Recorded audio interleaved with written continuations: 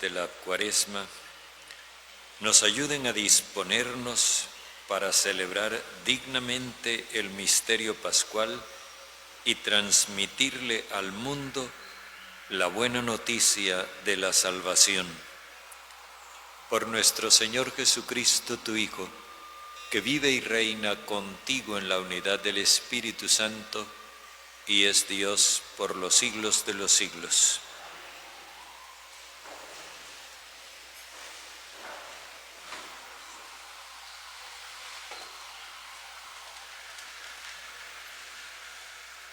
Lectura de la profecía de Ezequiel. En aquellos días el ángel me hizo volver a la entrada del templo. Del zaguán del templo manaba agua hacia levante. El templo miraba a levante.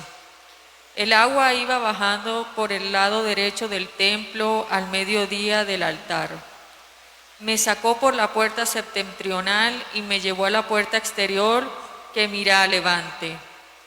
El agua iba corriendo por el lado derecho. El hombre que llevaba el cordel en la mano salió hacia levante. Midió 1000 codos y me hizo atravesar las aguas, agua hasta los tobillos. Midió otros 1000 y me hizo cruzar las aguas, agua hasta las rodillas. Midió otros 1000 y me hizo pasar, agua hasta la cintura. Midió otros 1000.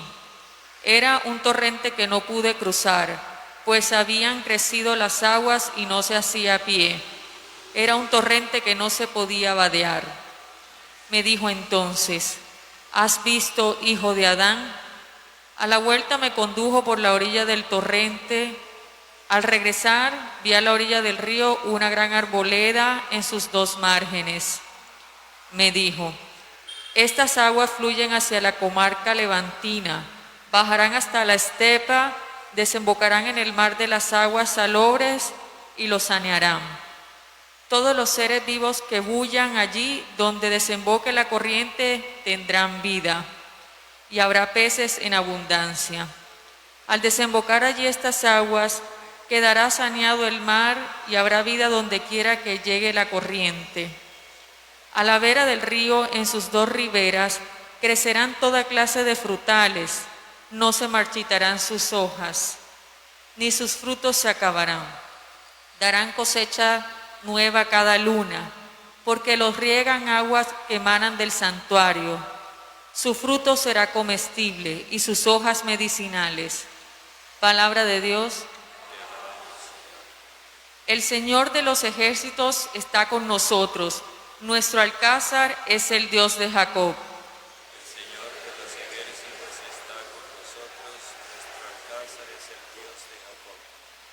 Dios es nuestro refugio y nuestra fuerza, poderoso defensor en el peligro.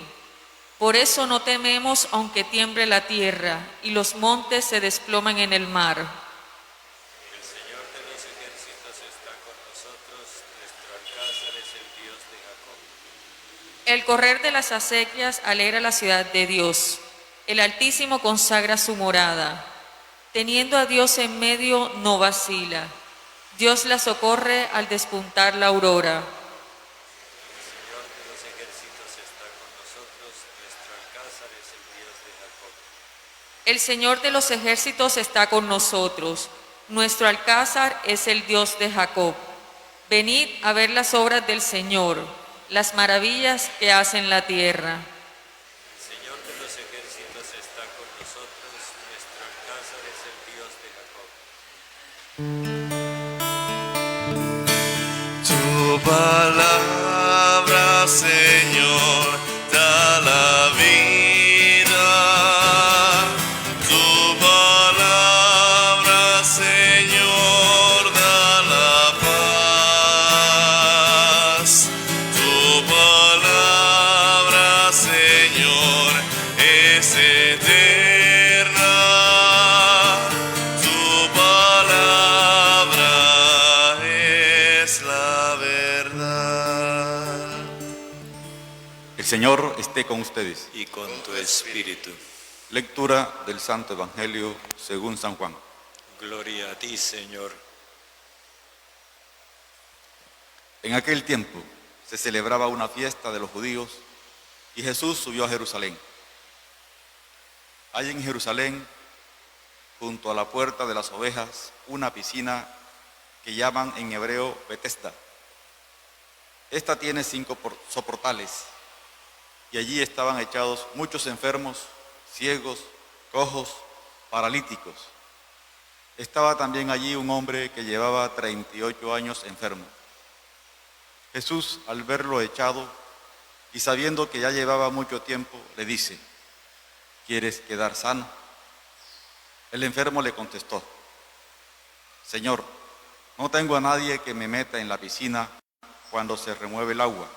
Para cuando llego yo, otro se me ha adelantado. Jesús le dice: levántate, toma tu camilla y echa a andar. Y al momento el hombre quedó sano, tomó su camilla y echó a andar. Aquel día era sábado y los judíos dijeron al hombre que había quedado sano: hoy es sábado y no se puede llevar la camilla. Él le contestó: el que me ha curado es quien me ha dicho: toma tu camilla y echa a andar. Ellos le preguntaron: ¿quién es el que te ha dicho que tomes la camilla y eches a andar? Pero el que había quedado sano no sabía quién era, porque Jesús, aprovechando el barullo de aquel sitio, se había alejado. Más tarde lo encuentra Jesús en el templo y le dice: mira, has quedado sano, no peques más, no sea que te ocurra algo peor. Se marchó aquel hombre y dijo a los judíos que era Jesús quien lo había sanado. Por esto los judíos acosaban a Jesús porque hacía tales cosas en sábado. Palabra del Señor. Gloria a ti, Señor Jesús.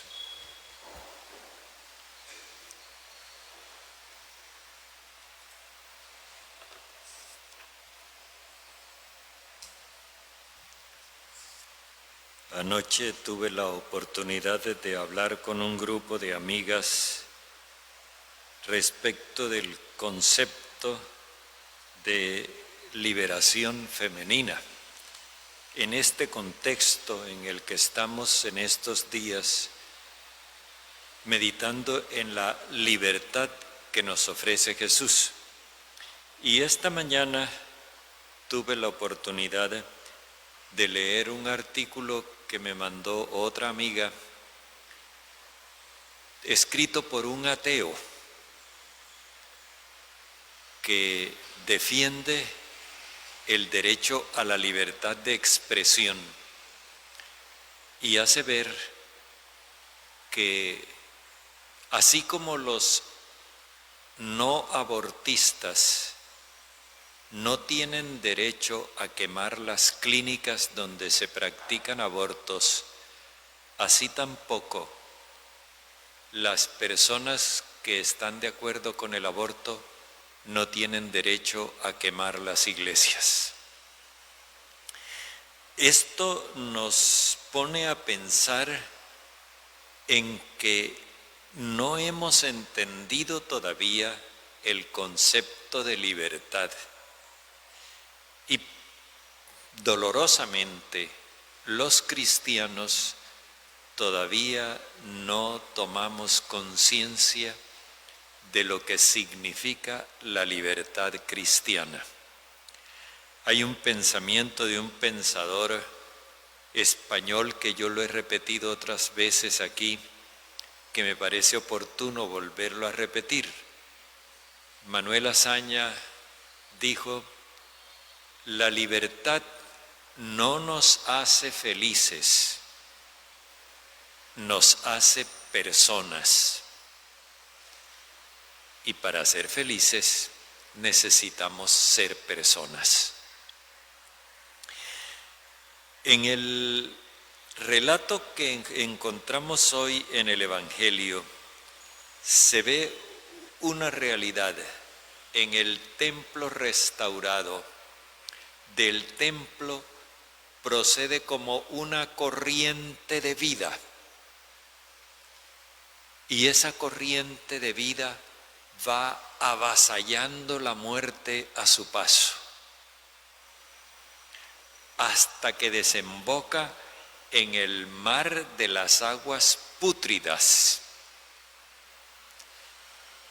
y allí purifica, depura las aguas pútridas y da paso a la vida. Es una bonita metáfora para mostrarnos cuál es el sentido que tiene la libertad de un pueblo.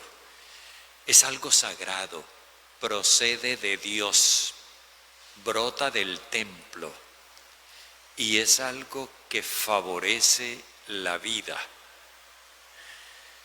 En el Evangelio nos encontramos que esta libertad la da Jesús para nosotros los cristianos. La libertad más profunda y auténtica es una opción, como decíamos el domingo, una elección que nosotros hacemos espontáneamente, y es la opción por Jesús.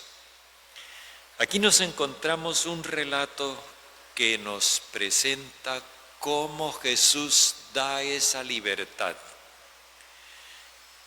Lo primero que observamos es que se da en un ambiente prácticamente de muerte.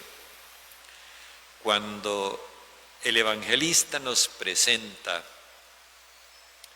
una piscina con 5 soportales, se está refiriendo a la institución judía soportada sobre los 5 libros de Moisés, la ley de Moisés. A esa piscina la llamaban en hebreo Betzata, que quiere decir la fosa. O sea, el evangelista nos quiere presentar la institución religiosa como una fosa donde el que cae allá quedó. Y la fosa está llena de una muchedumbre. Esta muchedumbre la vamos a ver otra vez en Pascua. Una muchedumbre de enfermos. Y esa muchedumbre de enfermos nos la explicita en 3 formas: ciegos, cojos y resecos. Si nosotros miramos esto así como al pie de la letra, pues vamos a mirar que allí lo que está es el fracaso de los oftalmólogos, de los que se encargan de los ¿qué? Es que con las máscaras no les escucho bien. Ortopedistas, sí, de los ortopedistas, y el fracaso de los nutriólogos resecos, como yo. Pero no, en realidad lo que quiere dar a entender el evangelista es otra cosa. Ciegos, cojos y resecos son 3 categorías con las cuales en el Antiguo Testamento se mostraba al pueblo que estaba privado de libertad.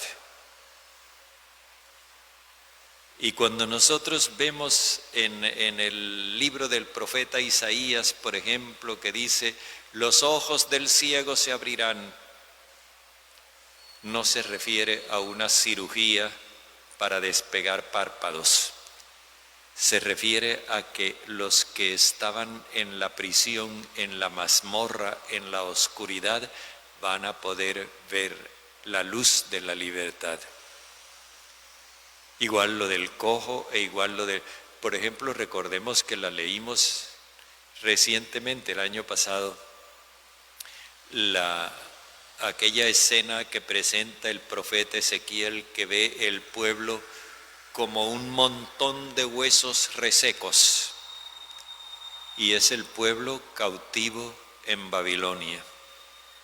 Así que esto no es propiamente una especie de vademecum para que comprendamos enfermedades, porque las enfermedades no son más que una forma de describir la realidad en la que el pueblo se encuentra. Un pueblo privado de libertad y en una fosa. ¿Podría haber descripción más vívida que esa para mostrarnos la situación desesperada de un pueblo? Y entonces dice que allí había un enfermo que llevaba 38 años de enfermo. Este hombre de 38 años de enfermo, para nosotros nos puede parecer un muchacho joven, pero trasladémonos a los criterios de aquella época. En aquella época una generación se contabilizaba cada 40 años. Decir que tenía 38 años enfermo es decir que ha pasado toda su vida postrado. Ya le quedan 2 años de existencia. Ahora el promedio de la edad ha subido mucho, pero en aquella época era más o menos esa la edad. Ya le quedan 2 años de existencia y no ha conocido el bienestar. Eso es lo que Jesús ve. Y luego entonces se le acerca y comienza un diálogo con él en el que Jesús explora cuáles son sus aspiraciones. ¿Quieres ponerte bien? ¿Quieres tu bienestar? Y él le contesta: Señor, yo no tengo a nadie que me meta en la piscina cuando se agitan las aguas. Para cuando llego yo, otro se me ha adelantado. Aquí tenemos otra metáfora. La agitación de las aguas se refiere a las revueltas populares que había de tanto en tanto en el pueblo judío. Revueltas que eran como espasmos donde definitivamente lo que encontraban era la represión todavía más dura de las tropas romanas que sofocaban todo intento de liberación. No había posibilidad.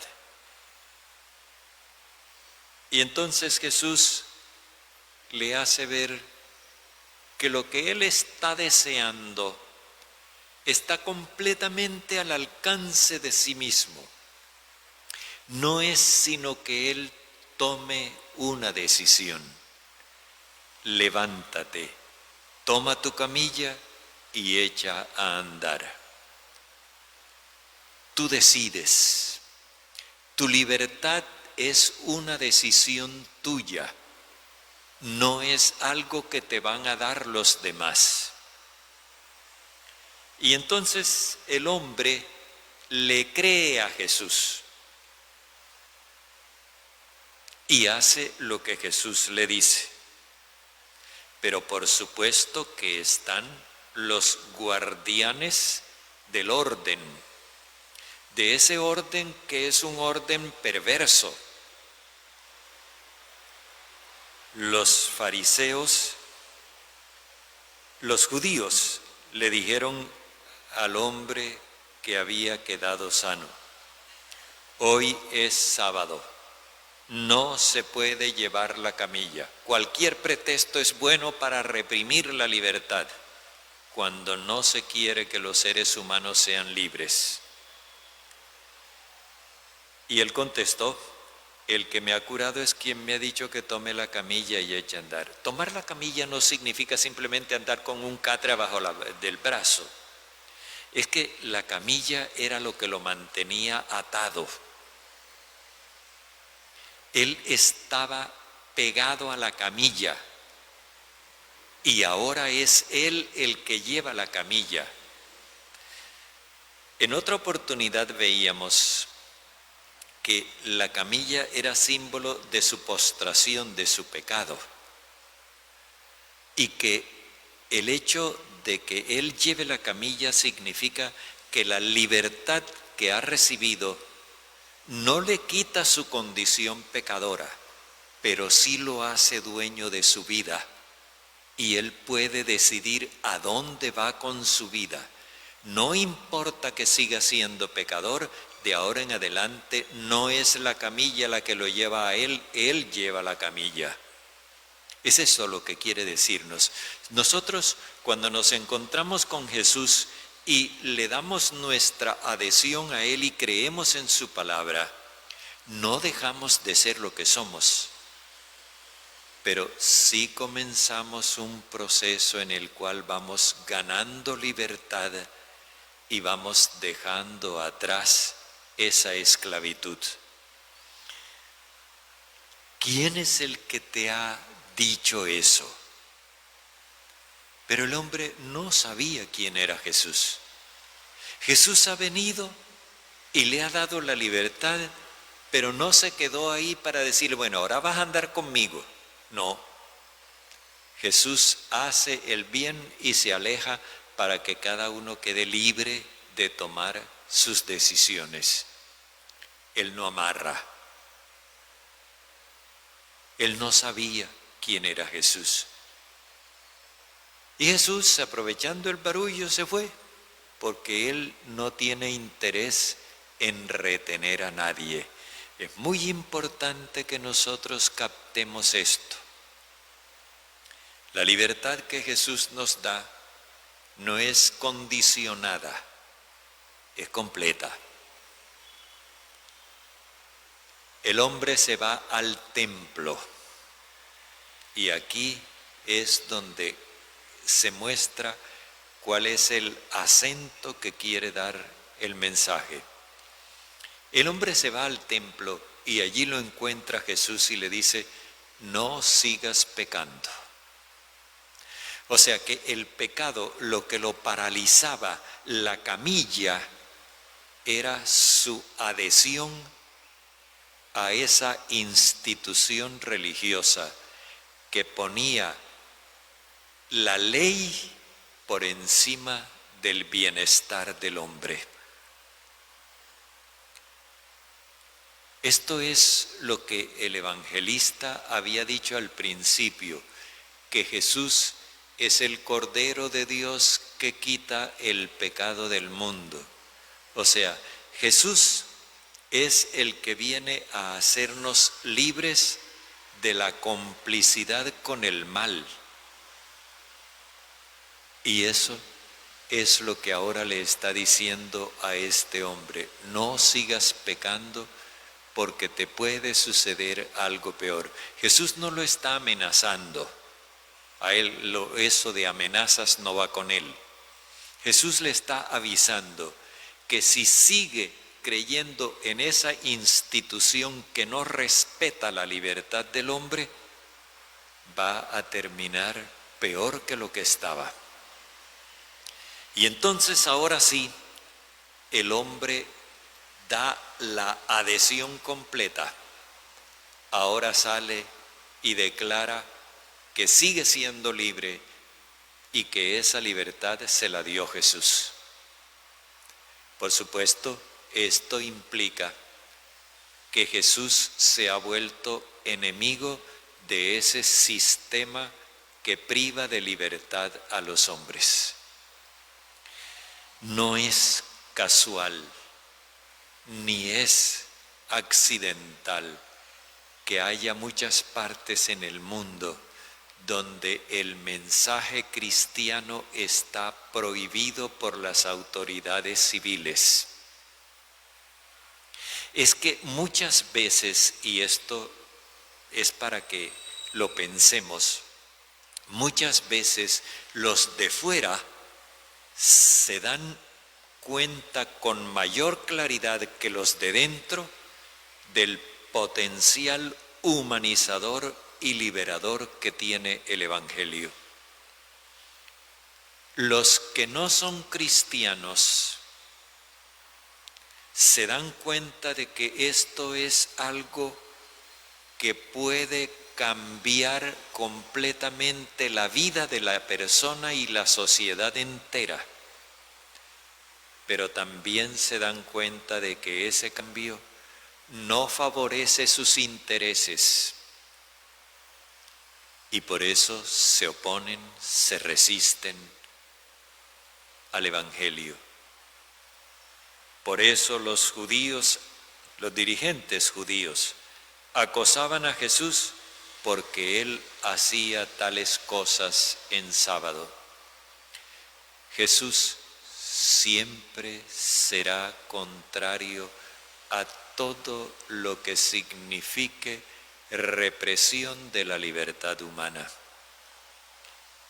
Pero al mismo tiempo, Él nos está invitando a que nosotros seamos cada vez más libres, no como comentaba anoche con las amigas de las que les decía, no simplemente la libertad de hacer lo que me dé la gana,